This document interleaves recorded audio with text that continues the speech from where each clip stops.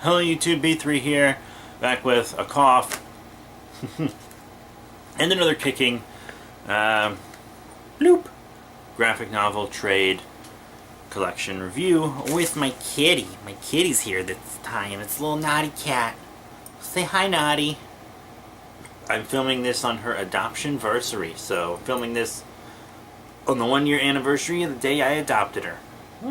So I thought I'd have to shout it out, you know. Right now, little kitten. Oh, look at you. Oh, you're so big now. Hello, everyone. Dab. Dab. I'm gonna let her go do her thing. But today we were talking about Siege, a Marvel event, one that had endless tie-ins, as Marvel events do. So if you want to fully 100% understand this, you gotta read all those tie-ins, whatever. But, yeah, so Siege kind of starts off Norman Osborn, you know, trying to do stuff. He really, really wants to destroy Asgard. Like, he really, really wants to destroy Asgard. The Green Goblin still has a bit of a hold over him. Loki's scheming with him to do it. Because, you know, Loki do what Loki do. Sorry, I really have I'm just getting over a virus now, so I'm all bleh. But, yeah, so they kind of staged this incident so that the president will let them invade Asgard. And eventually they just invade Asgard because they want to. There's a stage justification. They're like, we just want to destroy Asgard. We just want to do it. And they have to trick Ares into doing it because he's, you know, he's allied with the Asgardians. You know, they're all gods or whatever, even though he's Greek. But, yeah, so the Dark Avengers and all these villains that they pretty much team up with attack Asgard, and Ares at some point realizes, hey, you fucking lied to me to get me to attack Asgard. You said Loki was in charge of it, and he's not, you liar.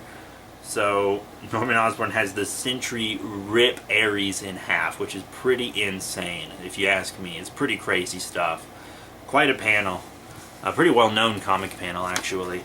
But eventually all these new Avengers and stuff that were in hiding show up to fight off Osborn and fight alongside the Asgardians, and then a bunch of other villains show up with the Hood to fight with Norman.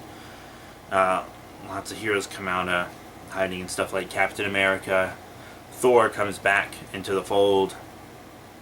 Iron Man does. All kinds of stuff is happening here.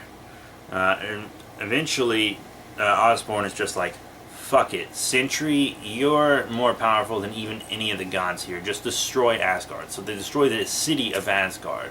Sentry does, almost single-handedly. And then Loki's like, oh shit, this isn't what I wanted. I wanted Asgard to stay intact. I wanted Asgard to stay glorious. Like, I might be an asshole who wants to rule, but I want Asgard to be intact. So he gets these stones and powers up all the heroes so they'll fight Sentry, who's basically turned into the Void at this point.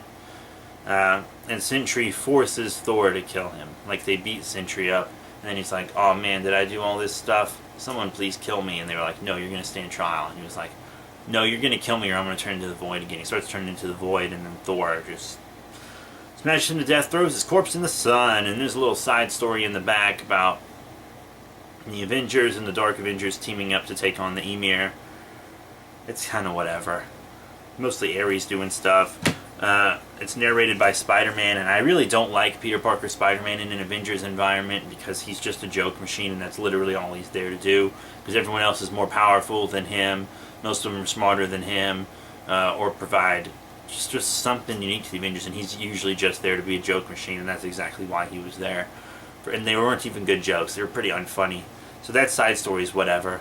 But the main Siege story isn't bad, you know, it's an enjoyable read. But, like, it's not the best event in Marvel history, you know. When someone thinks Marvel event, they're probably going to think of, like, Civil War or something like that. No one's going to really think of Siege. But, yeah, that's it. Siege, you know, it's got lots of big names on it. Brian Michael Bendis, everyone knows him, right? He's the writer.